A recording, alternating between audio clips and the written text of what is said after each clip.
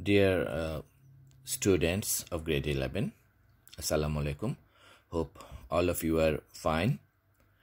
Last day we discussed for single year the allowance method of recording accounts receivable. Let us discuss today the same method for many years.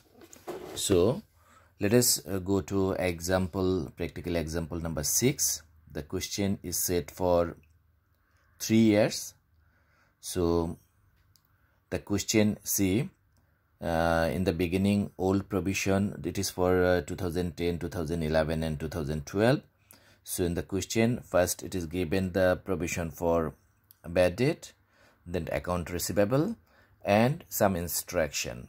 That is, instruction is given: create provision for bad debt decreased by 2%. Earlier we just calculated on total accounts receivable. This time we are instructed to create provision decreased by 2%. That means last year how much the provision was there, from that we have to decrease 2% of accounts receivable to create new provision. In the same way, for 2011, all provision is given, account receivable is given, and here the amount they already calculated, they told it was decided to decrease provision for bad debt by 800. So we'll just deduct 800 from all provision. And for 2012, here it is a little different. See, 2012 accounts receivable was taka 34,000 before recording bad debt for 4,000. That is, we have to record this 4,000 first. That is, we have to minus this 4,000 from 34,000. Then the percentage will be calculated. So it was told again, it was decided to decrease provision for bad debt by 2.5%. So accounts receivable 34,000 will minus 4,000. Then on 30,000 will calculate 2.5%. The amount come, that will be new provision for bad debt. Let us do the calculation.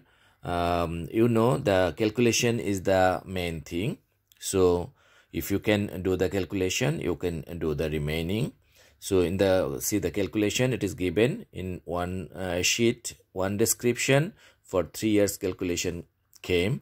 So first we'll put all provision for bad debt. From the question we'll just take it and put it here. 2010 it is 5,000. For 2011 it is 3,800, and for 2012 it is 3,000.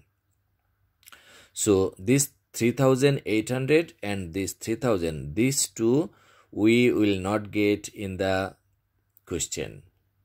It is carried from the previous year. See the first year calculation first. From 5,000 it was given in the question, all provision. Then we are told to decrease provision for bad debt by 2%. So our accounts receivable was given 60,000. On 60,000, if you calculate 2%, it will be 1,200. So if you deduct 1,200 from 5,000, you will get 3,800.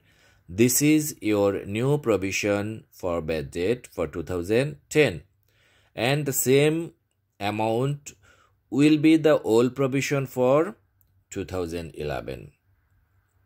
And in 2011, we need not to do calculation because they already told just to decrease by 800. So we will deduct 800 from 3,800. So our new provision will be 3,000. And this 3,000 will be carried for 2012, and this 3,000 become old provision here. In 2012, we already checked the question. The account receivable was 34,000 and unrecorded bad debt was 4,000. So we deducted 4,000 from 34,000 and on 30,000 we'll calculate 2.5%. So it will be 750, that is 750. So from 3000, if we minus 750, the amount will be 2250. So this is new provision for 2012. In this calculation, we calculated three amount, that is new provision for bad debt for 2010, it is 3800. New provision for 2011, it is 3000, and new provision for 2012, it is 2250.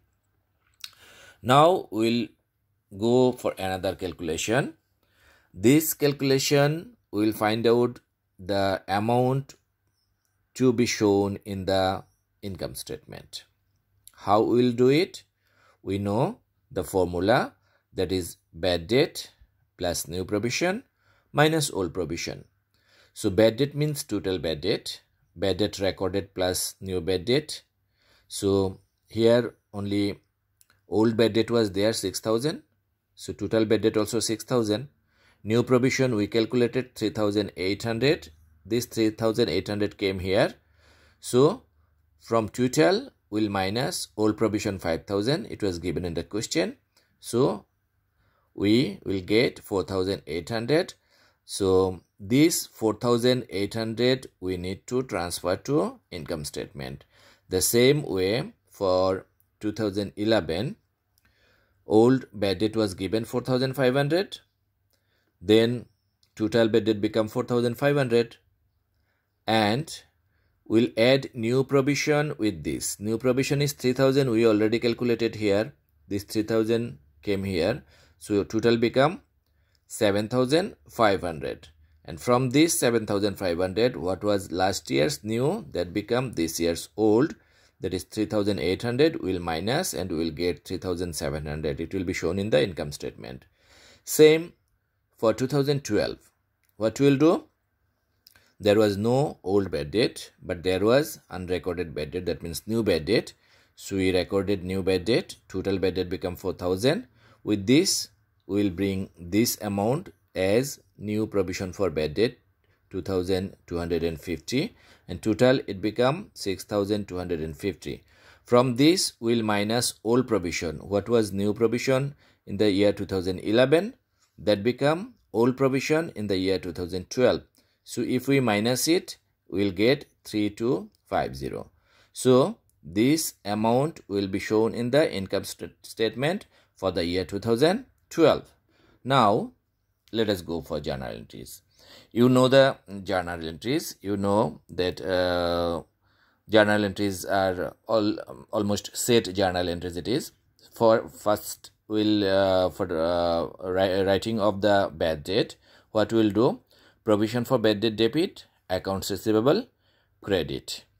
For creating new provision for bad debt account debit, provision for bad debt credit, and for transferring to income statement, so income statement will be debit, bad debt will be credit, and the amount we already calculated, that's same amount will just shown here. First, for writing of the bad debt, first year it was 6,000, second year it was 4,500, and third year, that is in 2012, it was 4,000. It is the total bad debt, and remaining two journal will be the same amount what we calculate in the last journal, that is amount to be shown in the income statement. That same amount will be here, 4,800 for first year, 3,700 for second year, and 3,250 for third year, that is for 2012.